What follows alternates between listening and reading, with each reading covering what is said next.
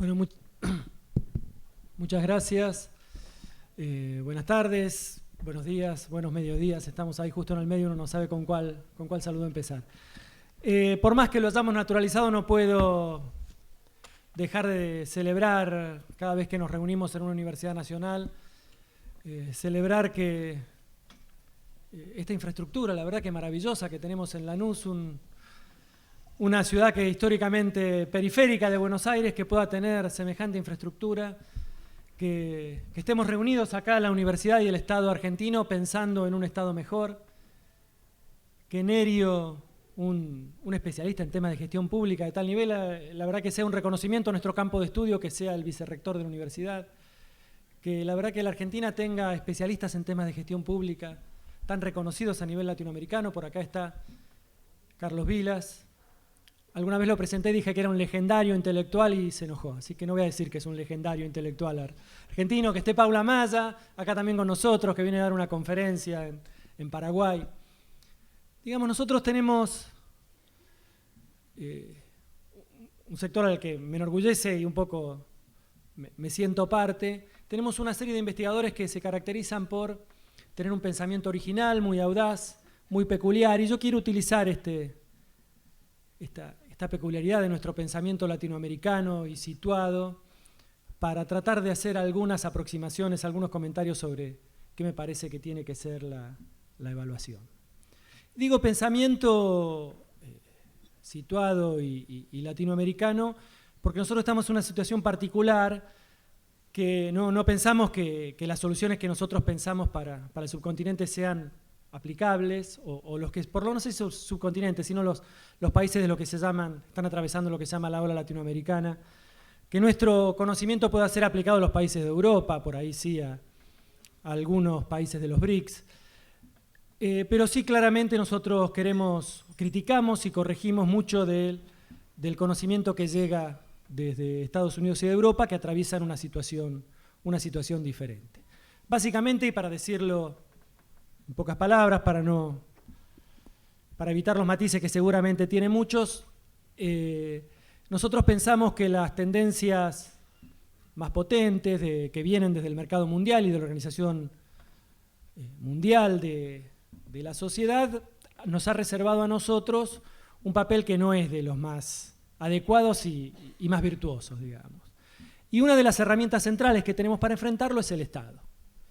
Ahora, los factores de poder que promueven o que sustentan la necesidad de que acá se lleven adelante las políticas que bajan desde el mercado mundial son muy poderosas también internamente. Entonces, nuestras políticas de Estado se dan en el marco de una puja por la hegemonía muy marcada, muy potente. Es una lucha continua en donde la verdad que desde los fundamentos más básicos están en discusión y parten de una visión del Estado, una visión de los objetivos del Estado, una visión inclusive diría antropológica de qué es el hombre y cuál es el lugar del mercado.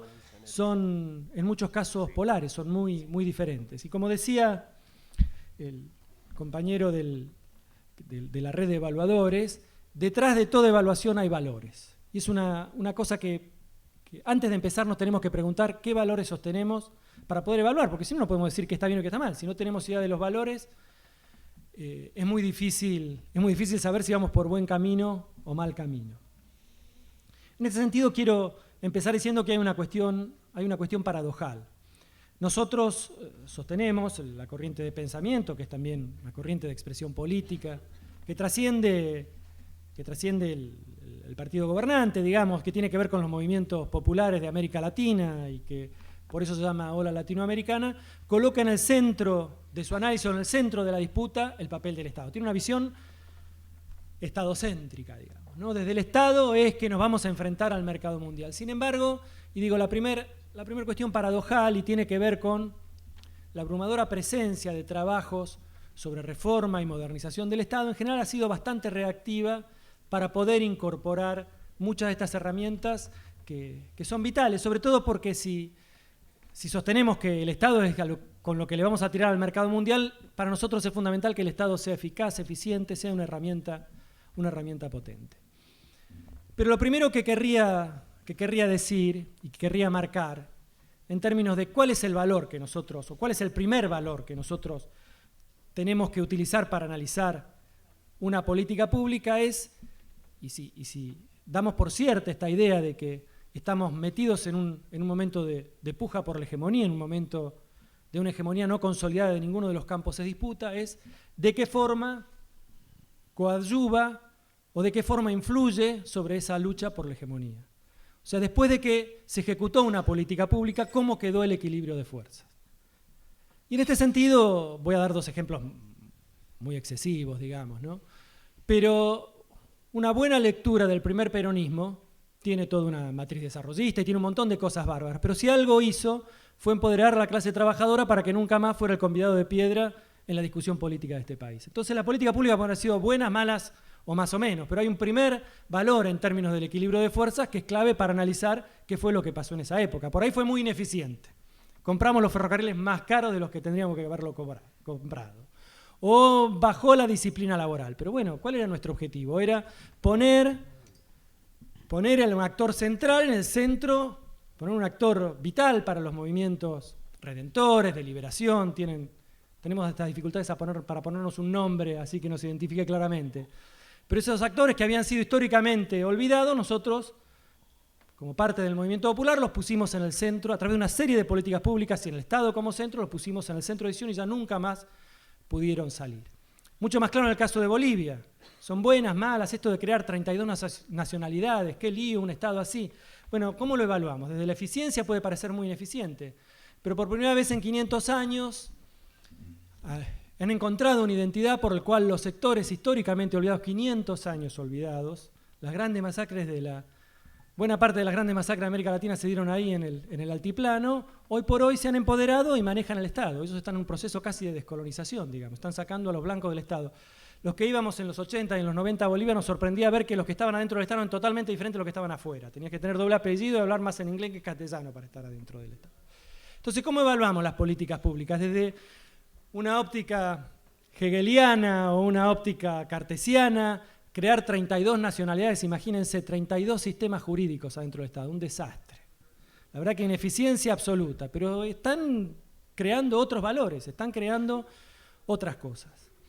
Con lo cual, y vuelvo a decir, sin que esto sea una solución universal, y no sé si esto valdrá dentro de 10 años, pero en este momento de una puja por la hegemonía tan feroz como la que se está dando en Brasil, que va a haber elecciones dentro de un mes, en Uruguay, también va a haber elecciones dentro de un mes, en Venezuela, en Ecuador, en Bolivia, en Argentina, el primer elemento, el primer segmento que nos interesa analizar es cuál es el saldo político de las diferentes políticas públicas. Cómo empoderamos a los actores populares, cómo revertimos el desequilibrio que es intrínseco a la sociedad capitalista, que los que más tienen siempre tienen más y tienen más poder y acceden a todos los circuitos con mayor facilidad.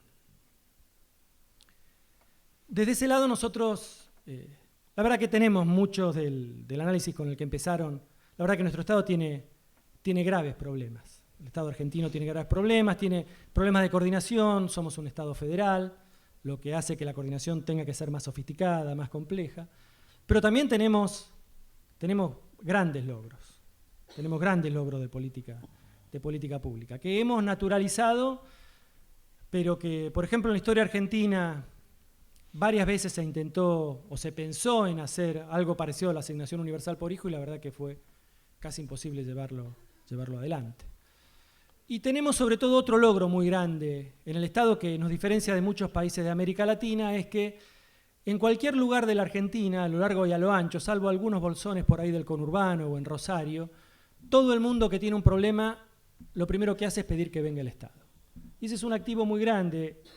Uno que ha vivido en otros lugares de América Latina o que conoce la situación de Centroamérica, en donde el Estado ha perdido el dominio sobre el territorio, la verdad que nosotros, el Estado esté tan asentado sobre el territorio, aún con sus ineficiencias, y que la gente demande Estado, y en algún sentido haya como un capital activo en el inconsciente colectivo de toda la población que demanda al Estado y no demanda el narcotráfico, no demanda la guerrilla, no demanda el contrabando, no le demanda ninguna de las redes delictuales que son tan potentes en otros lados, también es otra cosa que nosotros tenemos que analizar y ver cuando vemos valor público, bueno, nosotros creamos un valor público que es que el Estado está parado en una red muy potente que ha llegado a toda la población y que toda la población, en primer lugar, demanda por el Estado. En términos más técnicos o más cercanos al tema, pero antes que eso quiero comentar un par de anécdotas. Hay un anti-intelectualismo histórico de los movimientos populares que hacen que algunas recetas tecnocráticas sean difíciles de llegar y llegar hacia los lugares decisores políticos y llegar a los decisores, sobre todo estoy pensando en provincias y municipios, uno llega con estas herramientas sofisticadas y dicen, uy, qué complicado, es poco lo que sumo. Pero hay también de nuestra parte, una incomprensión del fenómeno político y una incomprensión aparte de qué es lo prioritario, ¿no? En términos de la construcción. Y hay algunos casos, digo, casi irrisorios. Cuento uno que me tocó vivir, no voy a poder citar los nombres por una cuestión de elegancia, pero una vez un tribunal de cuentas en una provincia tenía que dar su informe anual al Parlamento. Ese año había sacado la ISO 9001. Entonces el presidente del Tribunal de Cuentas dijo, bueno, yo vengo acá porque me lo ordena la ley, yo soy siervo de la ley, voy a cumplir la ley. Pero en verdad es poco lo que me pueden decir en el Parlamento, porque yo cumplí la ISO 9001, lo que me da excelencia en toda mi tarea. Y la verdad que es poco desde la política lo que me puede decir a mi organización, digamos, ¿no? Y subordinando lo técnico a lo político. Bueno, digamos, en una universidad no hay que argumentar mucho para hablar de la barbaridad que es esa explicación. Nosotros somos un país democrático y hay una serie de decisiones que tienen que ver con definiciones políticas que no se pueden surgir de un algoritmo tecnocrático. Si es mejor una medicina curativa o una preventiva, no es una decisión que la podemos meter en un algoritmo. Y para decirlo muy brutalmente, una ISO 9001 se le puede meter en un campo de concentración nazi. Y vos garantizás calidad, digamos. No hay una cuestión de valores que no surgen de lo tecnocrático y que claramente la que tiene que dirigir es la política. Pero yéndonos del otro lado y hablando de la evaluación, sí me interesa decir que hay un salto cualitativo en los instrumentos y que el instrumento de evaluación es nuestra respuesta a lo que quieren poner como eje de las políticas públicas la cuestión del control y la auditoría. Tengo para mí, y no solamente para mí, muchos han escrito sobre el tema, el paradigma neoliberal tiene una concepción del hombre como intrínsecamente egoísta. Y el único lugar en donde ese egoísmo tiene una salida virtuosa es en el mercado. El Estado, como no es una situación mercantil, genera una asimetría de información entre el funcionario y los ciudadanos. Y eso hace que inevitablemente el funcionario tienda a aprovecharse de esa información para acrecentar su poder de manera injusta o quedarse con recursos de los contribuyentes. Esta es la visión por la cual, como el sol tiene que salir por el este, en el Estado tiene que haber corrupción por definición. Entonces hay toda una batería de trabajos toda una batería que instalan en el centro del tema. ¿Cuál es la política estatal central? El control contra la corrupción. Yo quiero decir que me parece muy bien que hay que controlar la corrupción, que es un problema grave. Cuando estaba en alguna provincia nosotros tratamos de sacar una ley que no había atentado peor que el atentado contra lo colectivo, que era contra el Estado, y que inclusive intentamos tocar algunas cosas para castigar a aquel que se aprovechara de esta situación. Pero en el momento que nosotros ponemos en el centro de nuestras políticas públicas, la orientación de nuestra política pública, la lucha contra la corrupción, estamos perdiendo la batalla, porque para nosotros el Estado, vuelvo a decir, es un instrumento poderoso que tiene que pelear contra el mercado, que tiene que domarlo, tiene que resignarlo, algo tiene que ser. Todavía no tenemos muy bien la palabra justa en la que estamos construyendo. El paradigma de la evaluación de políticas públicas empieza a poner valores, empieza a venir desde otro lado. Por eso a mí me parece que es tan importante empezar a pensar en evaluar. No solamente porque necesitamos un Estado poderoso, sino porque tenemos ahí una herramienta tecnocrática muy potente, muy desarrollada, y que nos permite, por este lugar de los valores, no repetir lo que se hace en otros lados, sino meterle nuestros valores. ¿Cuáles son los valores en estos lugares? Lo que decía anteriormente. Bueno, ¿cómo esta política pública reasigna poder? ¿Cómo esta política pública reasigna recursos? ¿Cómo esta política pública empodera a los menos poderosos? ¿Cómo es transparente? ¿Cómo es más democrática? ¿Cómo los coloca en otro lugar a los que son nuestro sujeto social? cómo nos ayuda a construir política, cómo nos ayuda a cambiarnos a nosotros mismos funcionarios. Muy bien, muchas gracias.